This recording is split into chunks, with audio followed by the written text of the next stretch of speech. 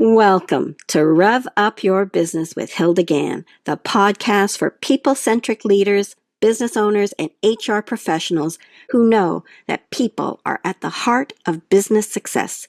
Join me and industry experts as we explore the key aspects of building a thriving company, sharing cutting-edge strategies, impactful insights, and the latest trends to help you ignite your business growth.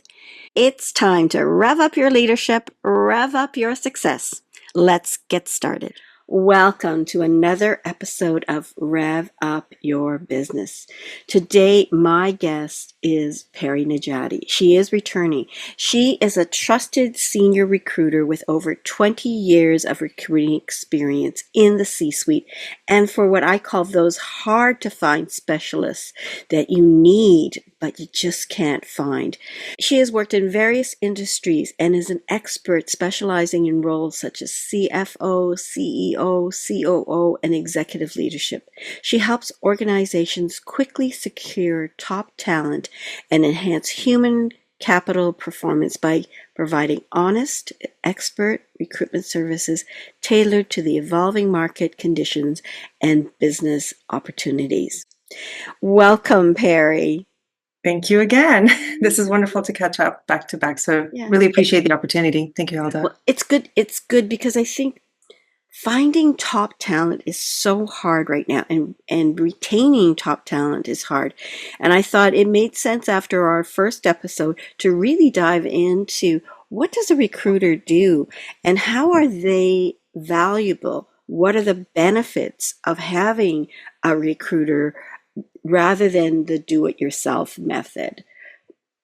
Yeah, so there's a lot of areas that are often overlooked when we're going to market finding talent. And as you know, being in HR, you don't have the bandwidth to do it all yourself. You might have someone in your team that does talent acquisition, but then they might be forgetting other aspects of looking for personality traits, not just looking for critical skills. So there's typically areas that are overlooked that we like to address as recruiters to make sure that we give a well-rounded picture of A, the opportunity, and B, the candidate that we present over to the client for consideration. And we don't leave anything unturned. We really do a bit of a deep dive to get to know them as best as we can, so that we can ensure that they're the best qualified person for the company's culture as well as the opportunity itself. I know that when you search, you really listen to your clients, you match the needs that they have, and then you go searching for those people, not by looking for resumes of people searching. Do you want to share more about what your approach is? Yeah. We're very hands-on. We're not passively waiting for people to submit a resume over to us. Historically, that might have worked, but what typically happens when you wait for applicants to come to you, A, you might be getting someone super desperate for work. They might have just been laid off. They're just applying to as many roles as possible. Or B, sometimes you're getting international candidates, which are not feasible if it's something you need and you can't sponsor them, for example. You need someone to be here right away and hire them right away. So what we do is a little bit different. We headhunt. We look for candidates who are not actively looking. We bring the opportunity for them to consider and then see if they're a great match to eventually present them over to the client for consideration. The benefit of that is when a candidate is not active, it's going to be something very unique about the role that entices them to submit their candidacy. And B, they typically have stability because they weren't looking for work anyway. So they have that stability that we want to bring over to our client as well. I know that sometimes people say, yeah, I get those phone calls all the time and I hang up. So you've probably been the recipient of that. But how do you get to that stage where somebody will respond to your connection, your phone call? I say less is more. I don't have a whole paragraph, over talking about the role because we really just want to see, are they motivated for a conversation first? And during that conversation is where I do the digging and finding out what is the reason they're possibly looking for a role outside of their current company. So I keep it very simple. And I think you've seen my template in the past. It is not rocket science, but it is engaging in a way that I bring an exciting opportunity for them to consider. Let's schedule a time to speak. And during the scheduling of that time to speak is where I really probe to find out what exactly is going on in their career, what is going on in their current company, that they might be open to a new role. And that's when we do the digging. I know myself, there was a time when I had to hire 5 senior level people simultaneously to really build our company up fast. And you were amazing at being able to find some really excellent, powerful candidates. And I still recall when I was new to the business of recruiting staff beyond my capability and time frame. And so I would start to use these agencies. And I remember this one agency that confidently told me, "Oh yeah, we have a database and it's very rich, and we'll call up people and we'll give you candidates within the next 3 days." And maybe I'll just stop there and you can comment on that philosophy of we have a database. Yeah, the database is never really sorry, it's never really cleaned up regularly. So what happened in my experience, I work with a company that had this 20,000 people in their database, and I actually used it once, called a candidate, and they had passed. So Oh, it's like, how terrible, what a horrible way to find out and then go clean up the data then. So it's, in my opinion, it's not current and it's not relevant, and it won't matter. Even if someone submitted their profile to put in a database last week, they might have found a job. So by the time I call them in 2 weeks, they might not be available anyway. So it's really counterintuitive. It's like, why would you want a database full of people that will take any job at any time? I want that right. stability for my client. I don't want high turnover And, or and any it, turnover. and it almost speaks to like what kind of agency are you that you would now call up a person that you placed 2 years, 3 years ago Yeah. to see if they'll come over to this new ABC company. Like Yeah. that to me Recycling thinks candidates. seems Yeah. kind of Yeah. odd. And it lacks integrity to a degree. And you might be Yeah. thinking this is Not healthy, but it's everybody not. is like that, but I just buyer beware when you hear that comment. We have this healthy database. Really think about what those possibilities are. And I remember going with this client, or so this agency, and they had this database, and they gave us people, and we brought on somebody. And so when I brought that person on during our onboarding, I said, "Oh, that's really great. Sounds like you've been with this agency before." "Oh, no, no, no, no. I responded to some promotional ad, like, so, call for resumes, and yeah, and then I had an interview. So that was 2 weeks ago." And I'm going, "Okay, I see." Yeah. So I know your approach is different, and I love this idea of don't look for people who are applying for a job, but seek out candidates that match those qualifications and capabilities and expertise, and then just ask them if they're interested. Because if you send emails to those people, like 20 or 30 of those, maybe 1 or 2 will answer, and that's the numbers game. But that's also a better chance of getting a more qualified candidate, because they're probably very good, stable at what they do, and from there. Yeah, and I don't want to take away from candidates because the ones that apply, sometimes life happens, they have to apply to positions. Yes. Um, Historically, I haven't had great candidates out of that talent pool just because they're so active to get to work. They have young families, they have mortgages, they need to work. So they're not looking just for a place to build a career, they're just looking for a job. And it's just not ideal for the clients that I have. They need someone that wants to grow with them and develop with them and have an actual career out of it, not just a position in the company. So how do you as a recruiter help people who are looking? Like, where's the efficiency for that? Because some people say, why would I hire you when I can do it myself, kind of thing. On the client, why would they want to work Yeah. with me and not? Again, it's time. I'm available evenings and weekends when they have companies to run during the day. They don't have that flexibility and they don't have time to take calls. And I also don't think it looks great on a company CEO to be available evenings to take calls. They should be running the company primarily and have people like myself dedicated to being available in evenings and weekends because I'm headhunting, these candidates also have jobs. So we try to be flexible and be available evenings and weekends to Right. speak with them. Yes. And you can't force that. In HR, you can't tell your employees, we need to be confidential. So everyone works after 5. Call the candidates after 5 because they're also working. You can't impose that on your employees, but you could do that with consultant that you bring in as the recruiter. We take that responsibility that we don't want you to impose on your staff to do. Yeah. Because a lot of times the people who have current jobs, they don't want to do it during their No, they don't have time. business hours or do it on their lunch break. You won't really get to understand that person unless it's in a busy setting, but maybe in a more relaxed setting, i.e. after hours and stuff like that. And also with the recruiter, they open up a bit more with me than they would with a department head or department HR or the hiring manager. This is going to be the future employer possibly. So there's just that level of never really, bringing down the barrier. With me, they're much more open. They share more information. It's a great way for me to really vet them as people, not just as professionals.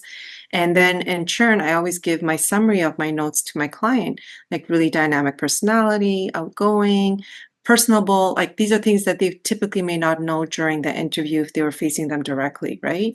And we also follow up with feedback because a lot of times, as you know, when you hire someone, you don't finish the interview and say, so how did you do? How did I do? How do we do?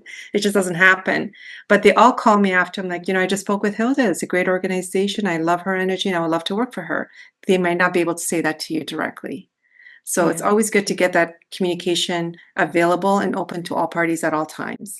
It's that role that a third party, in this Yes. case you as a recruiter, plays in terms of creating that what will hopefully become a successful relationship. So having somebody as an intermediary, you can hear the things. And I know many times that I was on that kind of end where I was helping negotiate a deal.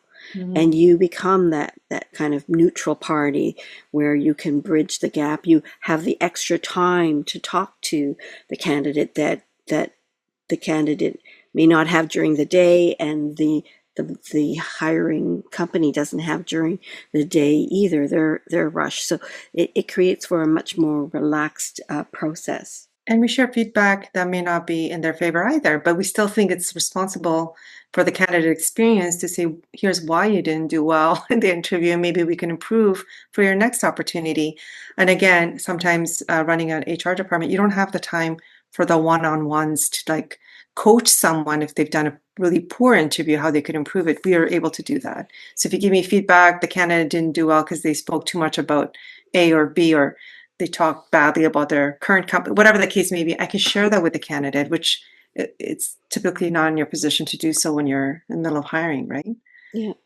So good or bad, we share feedback. That is always a plus side. One of the things that people will talk about is, does it make sense for me to hire a recruiter? And I think there's two things. Is one, they're always worried that the cost is too high. And I'm wondering if you can share a little bit about the value that is brought by that cost. Because I think for many first-timers, it's a big choke and they don't understand what the value of that is. Right. So because the vetting process is so intensive with us headhunting for the organizations that we represent, we're actually alleviating the cost of dealing with a bad hire versus the upfront cost of hiring a recruiter to find these individuals. Plus, the speed and agility that we work on is something that we can't always put a price point. No one, you'd be paying your employees time and a half to do evenings and weekends. There's additional costs that we're going to absorb, the risk we're going to take to make sure we get you the profile. So in the long, grand scheme of things, we actually save companies money by making sure we vetted a great hire versus rushing it, getting a poor hire, and then you're dealt with the consequences of having to deal with offboarding or eliminating a bad hire that we possibly brought on.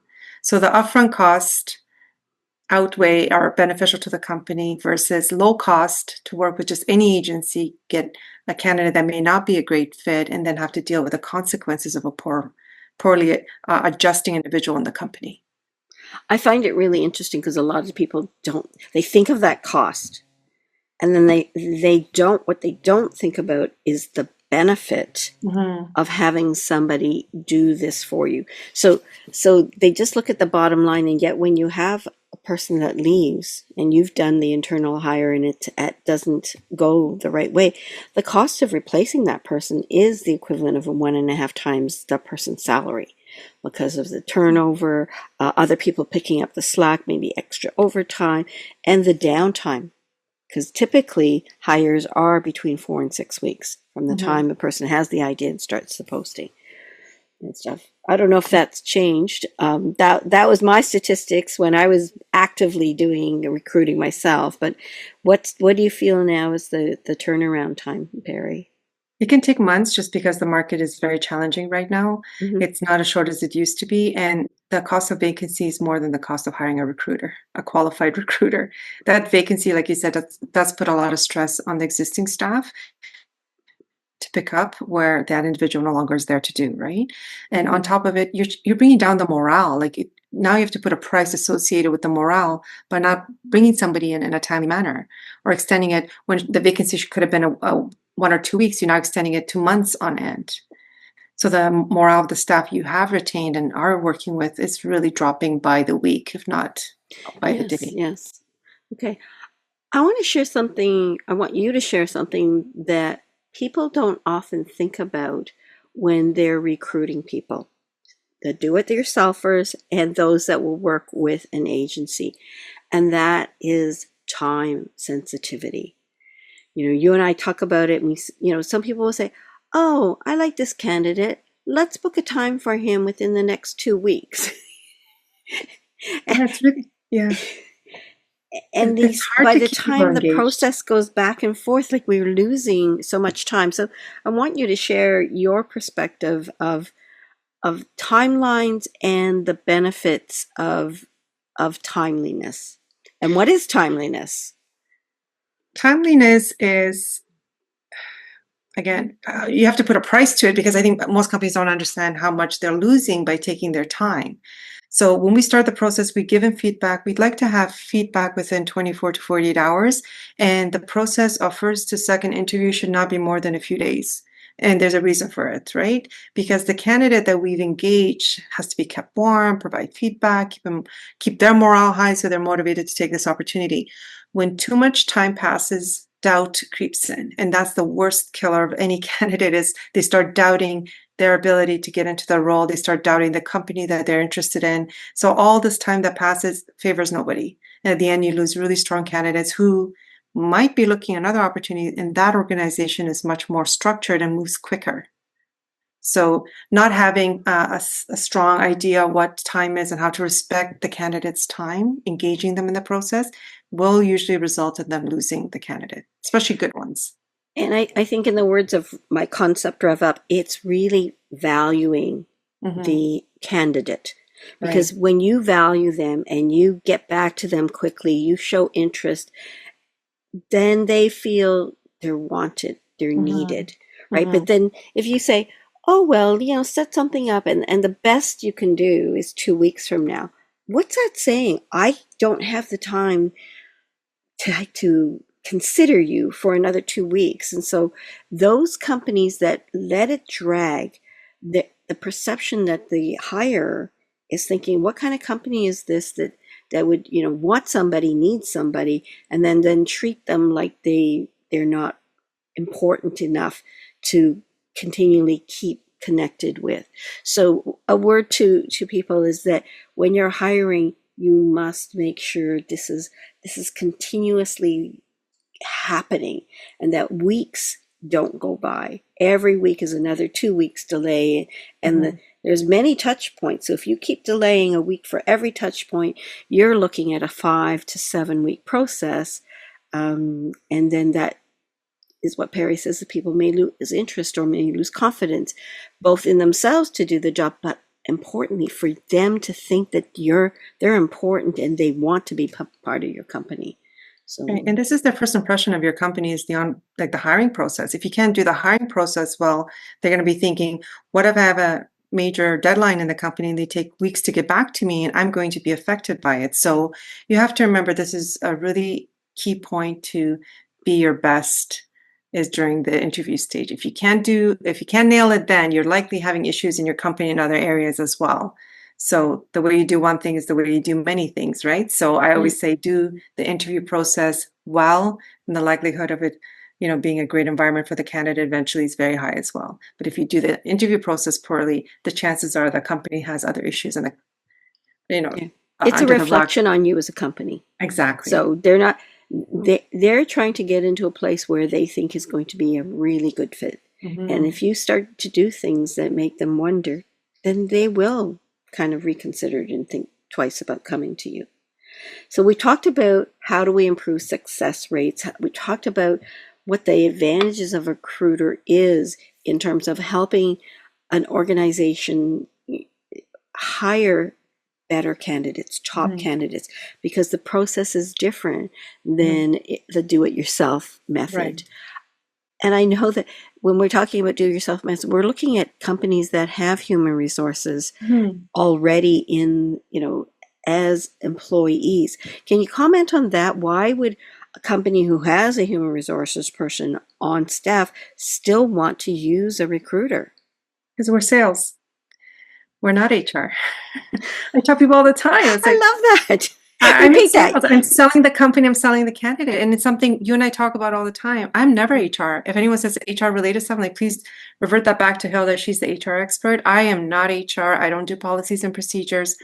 I'm selling the opportunity of a lifetime to a candidate, and I'm representing a company. I'm selling the organization to the candidate. So, and then when I come back with the candidate's profile, I have to sell the profile over to you. So in a way, it is sales. Ethically, we're not, selling people. We're selling profiles. So it's a little bit more. Yeah, so it is, in my opinion, it's sales more than anything. We're advocating for a candidate's profile and the company's profile. We're selling one to the other.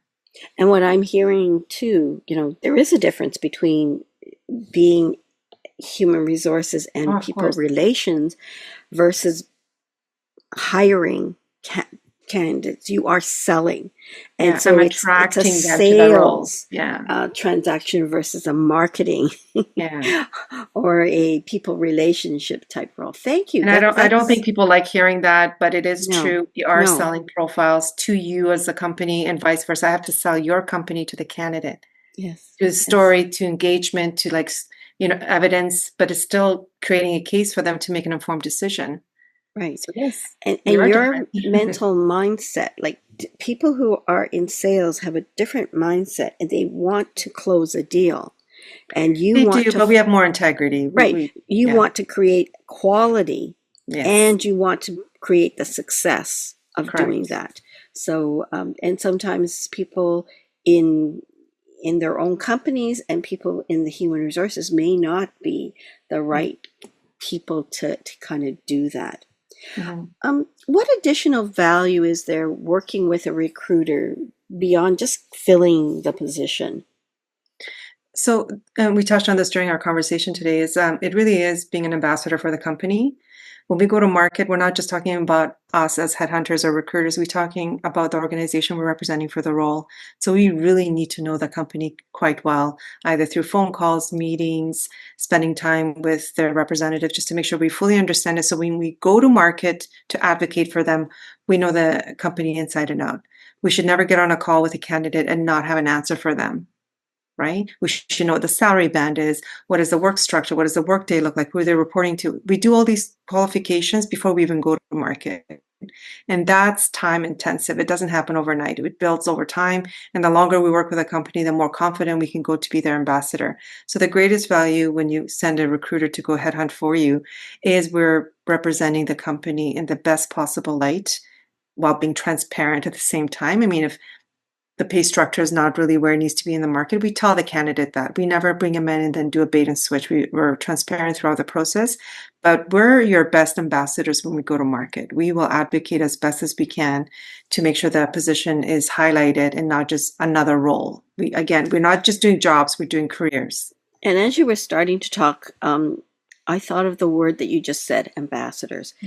Earlier, I said you're like a coordinator, facilitator between two parties, but really you are that ambassador. You're the ambassador for the company so that the potential candidate sees that company in its best light, in a more relaxed pace than sometimes the actual business has enough time for, and vice versa. You're the one that has spent time with the resume, you're searching for that candidate, seeing the resume, presenting it to the employer. So you are the ambassador for that candidate to help the company see that person in more detail than they might have seen if they just saw a resume, made a quick phone call, and then brought them in. Because I often, as I was doing hiring for our company, would look at candidates and think, wow, we get to interview them and talk to them in resume, but I needed to always know more. So we actually did psychometric testing, and I'm thinking there isn't enough time to fully understand somebody. And if you're basing your hiring decision on a 15-minute phone call and then a 45-minute to 1 hour interview, that's not enough time to know for sure whether you've made the right decision. So having this ambassador for both sides to really help each other see whether this is a good fit or not. Yeah. And remember, candidates will tell me more than they will tell the hiring company. So we get a different personality than the one you would probably see during an interview. And our job is to give you accurate feedback, what we noticed. We typically don't submit someone we don't like anyways, because if they're not great with the recruiter, they're going to be lousy as an employee. But just getting to know them, and also because it's not always over a phone call. Sometimes it's Zoom. Sometimes I ask for quick information over text. How responsive are they? How polite are they? How professional are they? It all matters. It's not just over the phone. So we try different ways of communicating with candidates. Even on LinkedIn, how do they respond to me? It matters. So we keep track of everything. And then when we come and create a compelling case of the candidate's profile, we've seen quite a bit about their personalities. It wasn't just initially over a quick phone call. And also, after you do it for so many years, you can pick up personalities very quickly on a phone call. And it's great. We can pick that up, but we do make mistakes too. So I have to put a disclaimer there. Sometimes people are great on the phone, and then in person, they're not so great. And then I hear that as well. So I'm going to put a disclaimer. It's not always perfect. Most of the time it is, but some get through. What's your greatest joy when you're doing recruiting for people?